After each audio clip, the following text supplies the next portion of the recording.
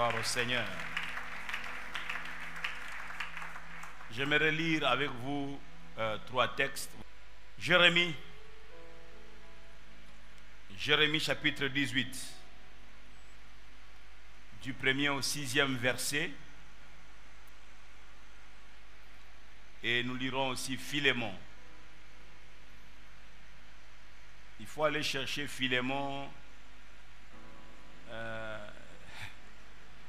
du côté où habitent Hébreu et Jude. Il faut faire très attention. Il ne faut pas aller chercher Philémon sur l'avenue des Jean. Tu ne verras pas Philémon. Donc, nous lirons Philémon, n'a qu'un seul chapitre. Nous lirons du 10e au 16e verset. Et nous chuterons avec Luc au chapitre 13. Et nous lirons 4 versets à partir du verset 10. D'abord, Jérémie 18, 1 à 6. Nous lisons. La parole qui fut adressée à Jérémie de la part de l'Éternel en ces mots: Lève-toi et descends dans la maison du potier. Là, je te ferai entendre mes paroles. Je descendis dans la maison du potier, et voici, il travaillait sur un tour. Le vase qu'il faisait ne réussit pas. Comme il arrive à l'argile dans la main du potier, il en refit un autre vase, tel qu'il trouva bon de le faire. Et la parole de l'Éternel me fit adresser en ces mots: Ne puis-je pas agir envers vous comme ces potiers, maison d'Israël, dit l'Éternel. Voici, comme l'argile est dans la main du potier, ainsi vous êtes dans ma main, maison d'Israël. Nous lisons Philémon, comme nous l'avons dit, qui n'a qu'un seul chapitre. Philémon, et nous lisons à partir du verset 10 jusqu'au verset 16. L'apôtre Paul, c'est lui qui a écrit cette lettre à un frère dans la foi. Et en lisant bien le texte de Philémon, j'ai comme l'impression que s'il n'est pas son fils dans la foi, il doit avoir vraiment marqué Philémon. Il s'est investi dans la personne de Philémon. Il lui a communiqué des vérités, des vérités spirituelles. Et arrivé donc à ces versets 10, il dit ceci à Philémon: Je te prie pour mon enfant que j'ai engendré étant dans les chaînes.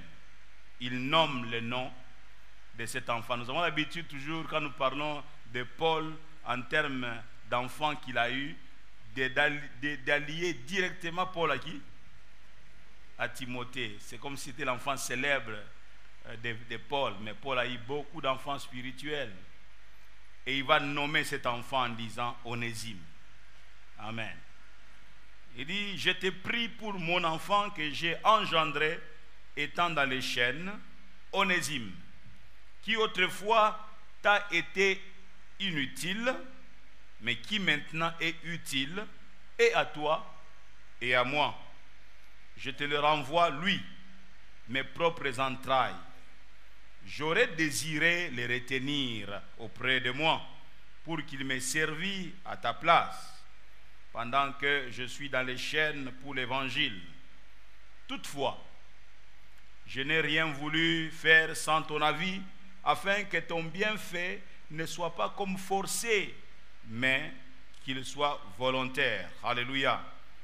Peut-être a-t-il été séparé de toi pour un temps, afin que tu le recouvres pour l'éternité, non plus comme un esclave, mais comme supérieur à un esclave, comme un frère bien-aimé de moi particulièrement et de toi à plus forte raison, soit dans la chair, soit dans le Seigneur. Et nous disons Amen. Et le dernier texte, comme je l'ai promis, nous le prenons, nous le tirons de Luc. Nous le prenons dans Luc chapitre 13, à partir du verset 10. Jésus enseignait dans une des synagogues le jour du sabbat. Et voici, il y avait là une femme possédée d'un esprit qui la rendait infirme depuis 18 ans. Elle était courbée et ne pouvait pas du tout se redresser. Lorsqu'il la vit, Jésus lui adressa la parole. L'assemblée dit après moi, Jésus lui adressa la parole. Et il lui dit, femme, tu es délivrée de ton infirmité. Et il lui imposa les mains. À l'instant, elle se redressa et glorifia Dieu. Amen. J'ai fait exprès de nous faire répéter ce bout de phrase. Jésus lui adressa la parole. Il ne lui a pas envoyé autre chose. Quoi donc? La parole. Tout est dans la parole. Je disais tout est dans la parole. C'est le meilleur remède à tout, la parole. Ça soigne tout. L'Église ne m'a pas suivi. La parole, c'est le médicament qui soigne toutes sortes de maladies. Dans toutes les spécialités, dans tous les besoins, le seul médicament, c'est la parole. Lorsqu'il y a eu la mort dans le pot, vous vous souvenez, lorsque quelqu'un est sorti, alors qu'il y avait famine, on a trouvé un peu de bouillie, on a préparé, c'est comme s'il voulait que ce soit un peu lourd. Il est allé chercher des coloquines sauvages, il les a découpés dans les pots, donc dans cette grande marmite. Les gens ont mangé, des herbes avaient des poisons. Et quelqu'un s'est écrié, oh homme de Dieu, il y a la mort dans le pot. Et qu'est-ce qu'il a trouvé comme solution? Il dit, prenez de la farine et jetez dans le pot. La farine qui est l'image de la parole, la farine. Quand il y a la mort, vous n'avez pas autre remède que la parole de Dieu. S'il y a la mort dans votre vie, bien aimé, allez chercher la parole. La meilleure des pharmacies, c'est la pharmacie de Dieu. Ah, je pensais que je parlais à quelqu'un. Alors allez à la pharmacie donc céleste et demandez la parole. Dieu envoie sa parole et la parole guérit son peuple. C'est ce qui est écrit. Dieu, il envoie quoi? Sa parole et la parole guérit son peuple. Le thème que nous abordons ce matin, c'est celui-ci. Un nouveau départ dans la maison du potier. Un nouveau départ. C'est possible dans la maison du potier. Toute notre scène, comme nous l'avons lu dans Jérémie au chapitre 18, toute notre scène se déroule dans la maison du potier. Il est question là, il est question d'un atelier qui transforme, un atelier qui donne un sens, une forme, voire même donc une forme, une image à une masse d'argile qu'on a soustrait de la terre. Je suis bien placé pour vous parler de l'argile. Toute mon enfance, je me suis amusé avec l'argile. J'ai joué avec l'argile.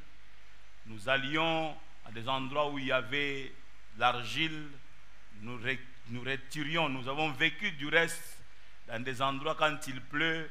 Vous marchez, vous portez en dessous de votre chaussure une masse d'argile. Je peux vous expliquer. J'ai fabriqué des bonhommes d'argile dans mon enfance. J'ai fabriqué des petites voitures. Et c'était amusant, je vous assure. J'ai plaint les enfants d'aujourd'hui. Les enfants d'aujourd'hui, on les a volé l'enfance. Ce sont des adultes dans les corps d'enfants. Vous voyez un petit bonhomme là, mais devant l'ordinateur. Donc, c'est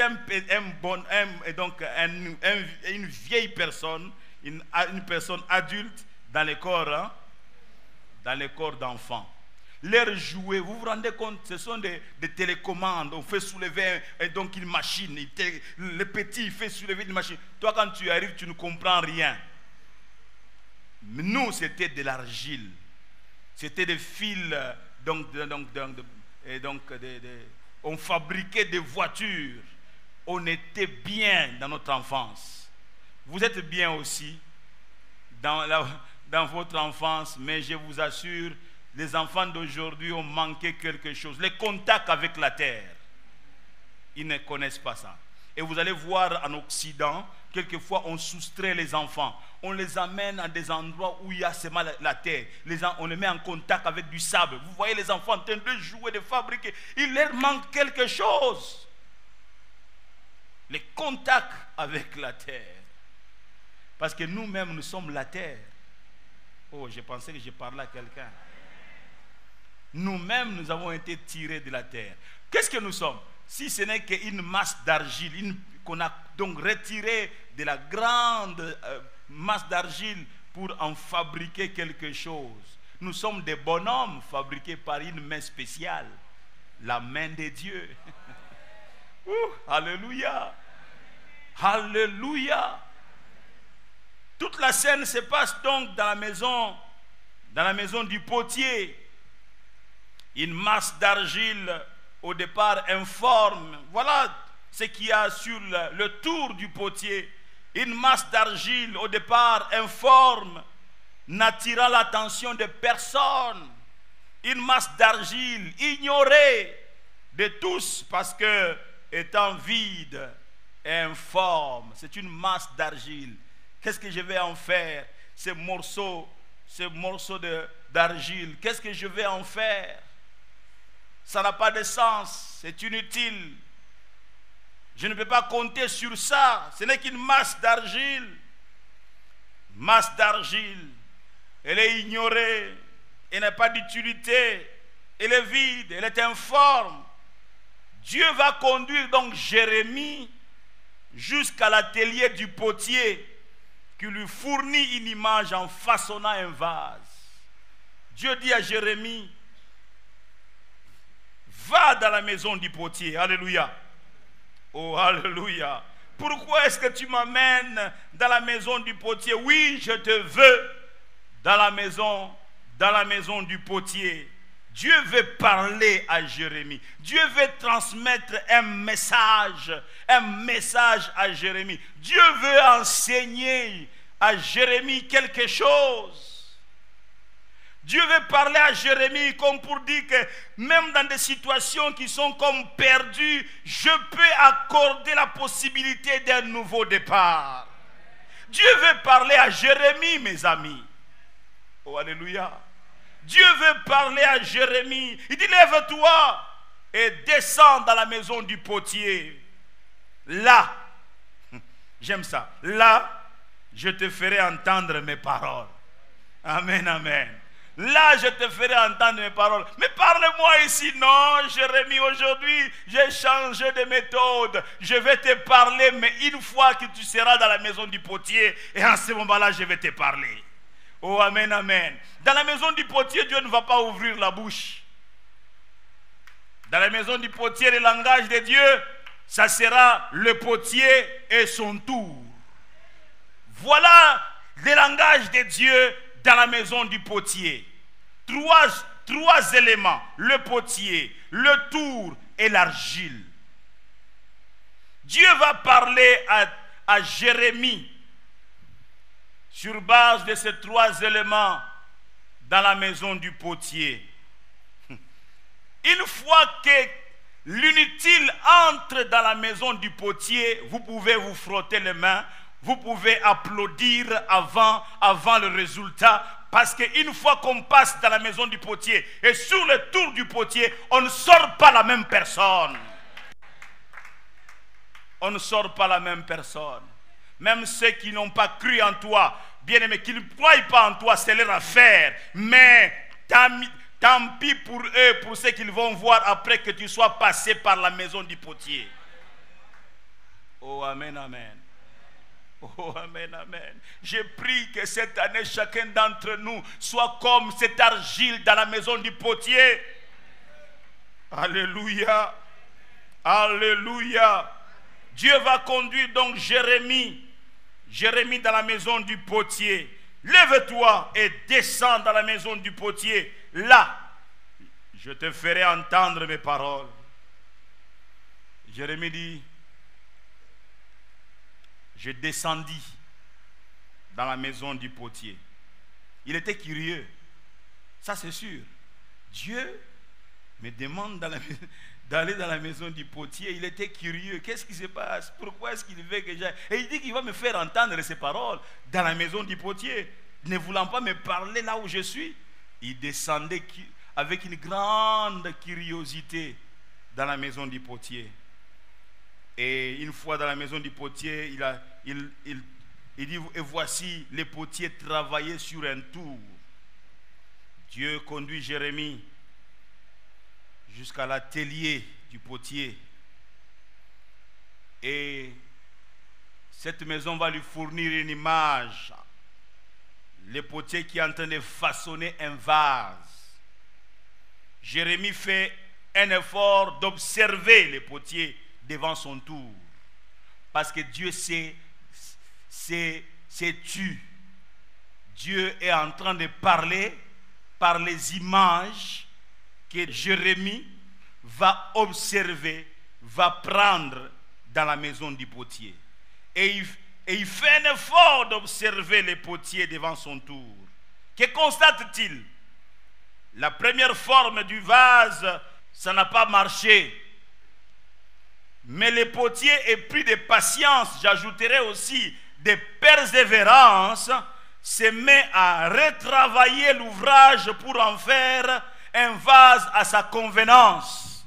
Il ne s'arrête pas à cause non seulement de sa patience, non seulement de sa persévérance, mais aussi de l'amour pour l'ouvrage qu'il aimerait mettre sur pied.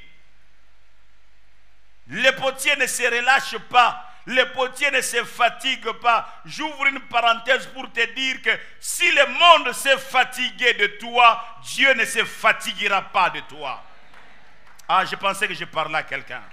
L'image du potier divin est très ancienne en Israël et dans les cultures environnantes. Ceci nous parle de la puissance du Seigneur à tout faire et à tout refaire. La puissance de Dieu à tout faire et à tout refaire. Je suis venu dire à quelqu'un que le Dieu que tu adores n'a pas seulement le pouvoir de tout faire, mais il a aussi le pouvoir de tout refaire. Oh!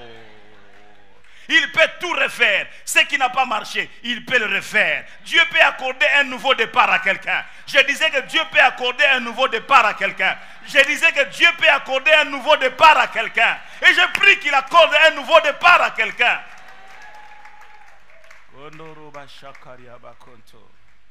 Dans la maison du potier, oui, dans la maison du potier, Jérémie comprend la pensée de Dieu. Comment le divin artisan façonne la glaise. Jérémie constate que le potier est non seulement patient, mais aussi persévérant dans sa tâche. Nous sommes très souvent pressés à abandonner, nous, les humains. Mais le divin artisan, lui, est patient. Et si nous analysons bien nos vies, quelquefois nous sommes le fruit de la patience des autres. Heureusement que Dieu nous avait placés à côté d'un homme, de quelqu'un qui était patient avec nous. Parce que certains se disent, non, j'en ai assez. On jette l'argile où c'est? À la poubelle, j'en ai assez. Mais Dieu n'agit pas comme ça. Dieu patientera, il travaillera avec patience jusqu'à ce que tu sois ce que tu dois devenir. Oh, amen, amen. Peut-être certains diront que tu l'es devenu en retard. C'est selon eux. Dieu n'arrive jamais en retard. Amen, amen. Tu sais que Dieu peut donner à quelqu'un de vivre pleinement 10 années en récupération de 35 autres qui sont passés comme s'il n'y avait rien. Mais Dieu concentre tout. Il fait un package. Donc il le met plein comme ça en 10 années. Toi-même tu sens comme l'a chanté ce frère-là. À peine tu cherchais à digérer la chose qu'il vient de faire, que l'autre arrive. À peine que tu cherches à digérer, que l'autre arrive. À peine que tu cherches à digérer, que l'autre arrive. À peine que tu cherches à digérer, que l'autre arrive. Et tu commences à te poser la question, qu'est-ce qui s'est passé avec moi? Qu'est-ce qui s'est passé avec toi? C'était le temps pour que tu puisses sortir du tour du potier. Et tu es passé rapidement dans le four et tu as été exposé. Oh, que mon Dieu puisse t'exposer au temps convenable. Que mon Seigneur puisse t'exposer au temps convenable. Vous savez, il y a certaines images dans les salles d'exposition. Ça vous fait baver. Vous regardez ces vases, vous dites waouh! Mais ce n'est que de l'argile. Ce n'est que de l'argile. On a travaillé l'argile. On a donné une forme extraordinaire.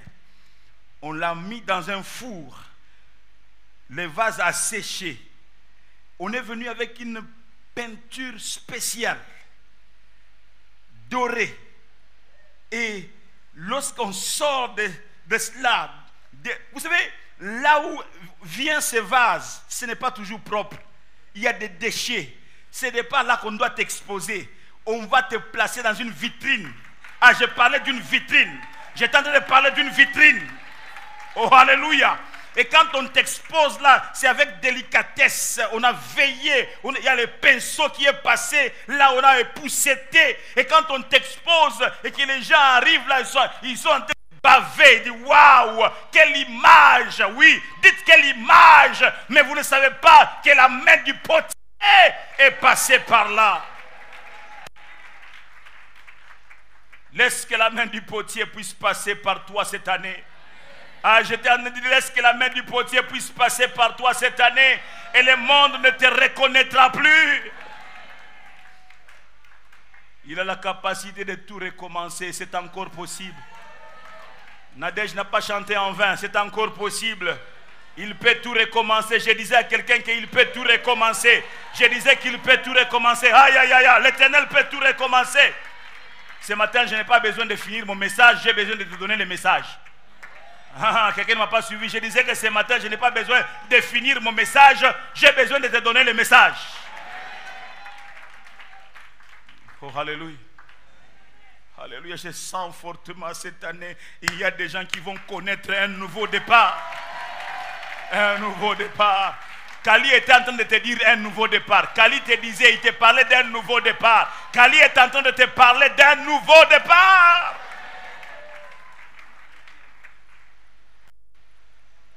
Jérémie, viens avec moi dans la maison du potier.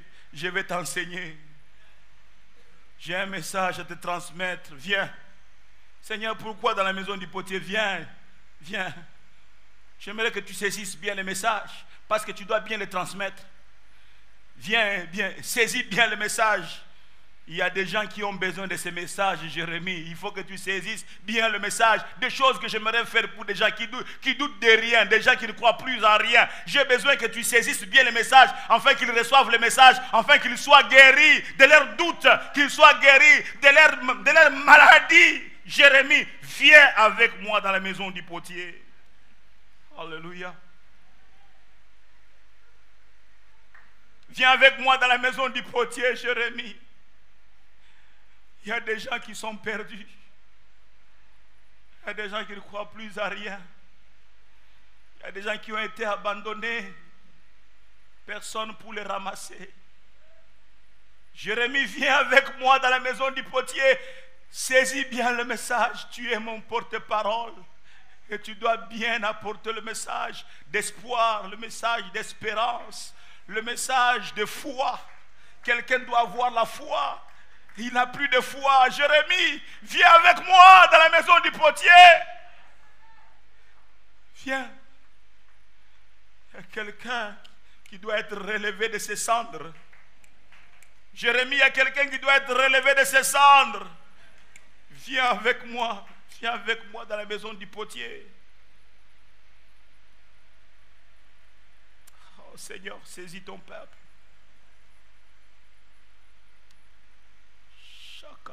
Je sens qu'il faut que j'arrête mon message là.